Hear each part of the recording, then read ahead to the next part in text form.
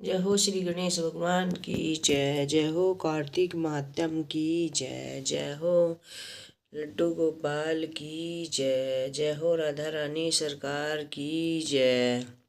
जय हो माधव केशव सामरिया सरकार की जय। हो ज्योत मैया की जय। हो सिरावाली मैया की जय। हो राधे कृष्ण भगवान की जय। अब हम पढ़ेंगे कार्तिक मातम। देखते हैं कौन सा अध्याय पढ़ेंगे। कार्तिक मातम का पढ़ेंगे हम आज 26वां अध्याय।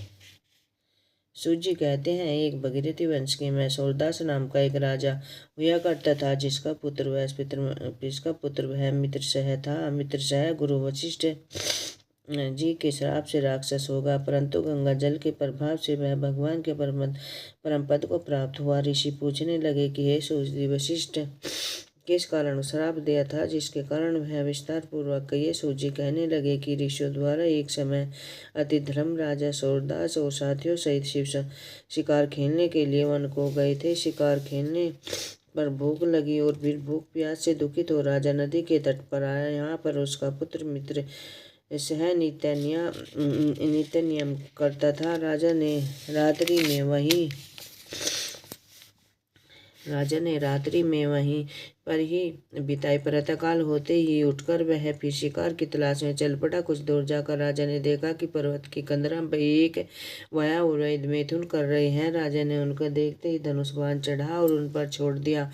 बाण के लगते ही वह घायल होकर गिर पड़ी और थोड़ी देर बाद मर गई। जब वह राक्षस रूप धारण कर बड़े क्रोध में आकर कहने लगा कि राजन, तुम मेरे बड़ा अन्याय किया है, इसका बदला तुमसे अवश्य लूंगा।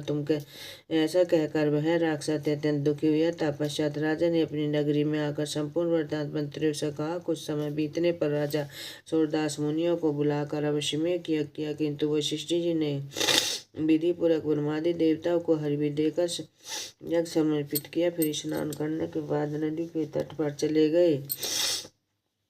इतने में वही राक्षस, जिनकी राक्षसी को राजा ने वन में मार दिया था, क्रोधित होकर अपना बदला लेने के लिए वहां पर आया और गुरु वशिष्ठ जी को वहां पर न देख कर उन्हीं का रूप धारण कर राजा से कहने लगा कि राजन, हम मांस खाएंगे, अतः हमारे लिए मांस बनवाओ, हम स्नान करके आते हैं। इतना वह कहकर वहां से चला गया।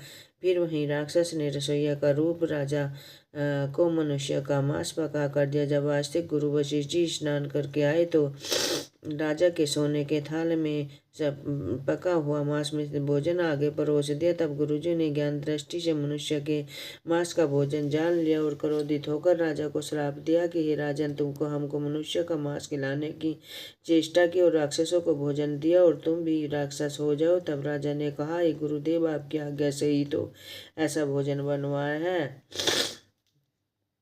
यह सुन वशिष्ठ जी ने ज्ञान दृष्टि से राक्षस द्वारा राजा के चले जाने का संपूर्ण वृत्तांत जानकर राजा को बताया। तब राजा ने क्रोधित होकर अंजलि में जल ले लिया और कहा कि आपने अकारण मुझे श्राप दिया, इस कारण मैं आपको यह श्राप देता हूँ कि जब राजा श्राप देने के लिए तैयार हुआ तो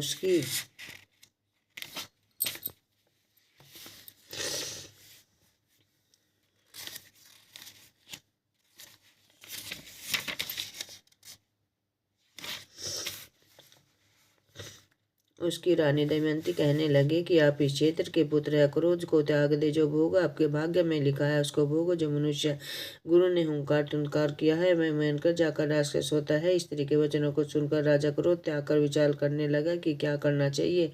फिर राजा ने उसे जल ही अपने पैरों पर डाला तो ही पैर काले पड़ गए। इसी कारण वह राजा कालम प्रपद के नाम से विख्यात हुआ था। पश्चात राजा ने गुरु जी के चरणों में पड़ गया और क्षमा मांगने लगे। तब वशिष्ठ जी ने कहा, क्योंकि यह पाप तुम्हारे अनजाने में हुआ है, वह इसके पाप का प्रभाव केवल 12 वर्ष तक रहेगा। इसके बाद वह तुमको असली रूप में आ जाओगे। अनेक वर्ष रात भोग कर गंगा जल के प्रभाव से ज्ञान प्राप्त करोगे। तब भगवान विष्णु की सेवा करते हुए अंतकाल परम शक्ति को प्राप्त हो जाओगे। इतना कहकर गुरु वशिष्ठ जी अपने आश्रम को चले गए और राक्षसी देह को प्राप्त हुआ। वह भूख प्यास से व्याकुल होने जलवन में फिरने लगा।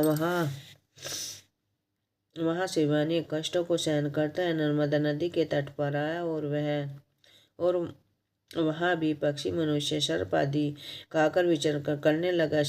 संयोगवश एक दिन नर्मदा नदी के तट पर घूमते हुए स्त्री सहित स्मरण करते हुए एक मुनि को देखा। भूख से पीड़ित होने के कारण वह आगमन को पकड़ लेता, उसी प्रकार उसने मुनि को पकड़ लिया। उसकी स्त्री ने जब अपने राक्षस के हाथों को देखा तो वह राक्षस देदारी राजा आगे हाथ जोड़कर विनय पूर्वक बोले कि आप मेरे पति को मत मारो, आप वास्तव में राक्षस नहीं वर्ण सूर्य कुल उत्पन्न मित्रसेन नामक राजा हो। मेरा पुत्र वही बालक है,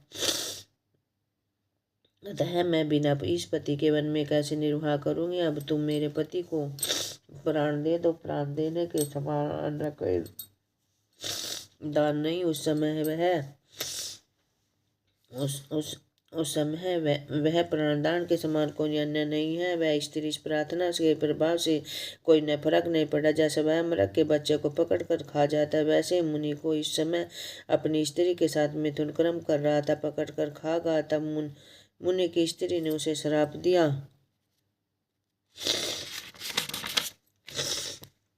मुनि की स्त्री ने उसे श्राप दिया कि मिथुन करते ही तुमने मेरे पति को मारा है, अतः तुम भी जब मिथुन करोगे तो मृत्यु को प्राप्त हो जाओगे, तब पुनः राक्षस देह धारण करोगे। यह दो श्राप सुनकर राक्षस देहधारी राजा को क्रोध आकर कहने लगा कि हे दुष्ट, तुमने एक अपराध के बदले दो श्राप दिए, है तुम भी राक्षसी होकर इस वन में फिरती रहोगी। इस कारण वह स्त्री की पिचासनी हो गई और भूख प्यास से दुखित होकर वन में फिरने लगे। जय हो। इति श्री महापुराण की जय। जय हो। राधा रानी सरकार की जय।